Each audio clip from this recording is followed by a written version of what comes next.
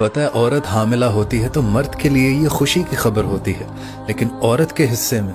थकावट आती है। और अगर बच्चा होने में देरी हो जाए तो मर्द के लिए हमदर्दियां और दूसरी शादी की ऑप्शंस आती हैं, और औरत के हिस्से में मुख्तलिफ टेस्ट, सर्जरियां, दुख,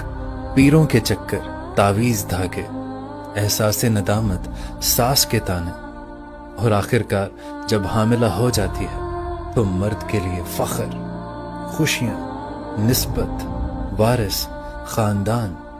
और औरत के हिस्से में मुशक्कत उठाना, बच्चे की पाकियां और सफाइयां, रातों को देर तक जागना, उठ उठ कर उसका ख्याल रखना। और मैं हैरान होता हूँ कि इतना सब कुछ बर्दाश्त करने के बाद भी